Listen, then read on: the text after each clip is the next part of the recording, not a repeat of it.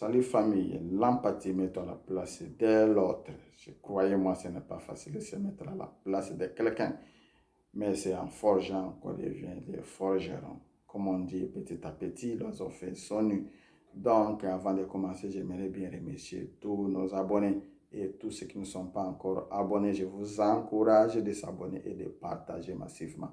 Dans quelques temps, on va commencer à faire des expositions des recettes de cuisine française, africaine et américaine. Donc, c'est très important que vous s'abonniez parce que c'est avec ça qui va nous permettre de faire des lives, des recettes. Voilà, donc je vais aller un peu rapidement pour partager avec vous des petits conseils à l'africaine.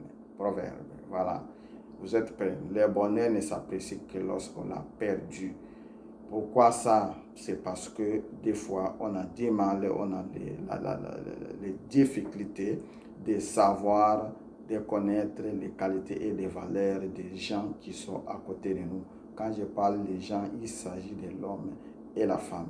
Quand vous vivez avec une femme, à un moment donné, vous ne savez même pas ses qualités et ses valeurs. Et c'est très important de savoir avant que ça soit trop tard. Voilà, avant que ça soit trop tard, reconnais déjà cela. Cherche à savoir ses qualités, ses valeurs avant que tu te jettes dans l'eau et tu te noyes. Voilà. Donc, je vais aller avec un exemple rapidement d'un monsieur qui était marié à une femme et des enfants, un bon boulot, une belle maison.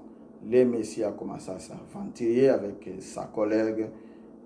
Après avoir commencé à faire ses aventures, la femme a fini par connaître l'aventure de son mari.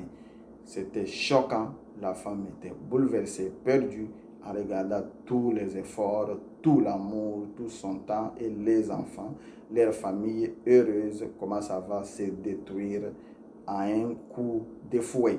Alors, donc, la femme, elle a choisi une seule chemin courte de divorcer. Et maintenant, après avoir divorcé, voilà, le tour de Marie, la souffrance commence.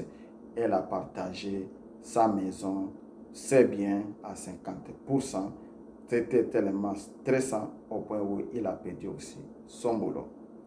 Les messieurs manquent où aller, il devient crochard, il devient sans abri. À un moment donné, il a dit, je vais faire comment? J'ai qu'une seule personne que je peux vraiment courir pour l'aide. Donc, il a appelé la femme pour demander l'aide. Voilà la femme à son tour qui refuse. Le monsieur, soi-disant, il est attiré aux hommes mariés parce que lui, il n'était plus marié, il était divorcé. Donc, la femme n'avait aucun intérêt encore de rester avec un homme divorcé parce qu'elle est attirée aux hommes mariés. Et voilà la raison pour laquelle aujourd'hui j'aimerais qu'on partage cette expérience.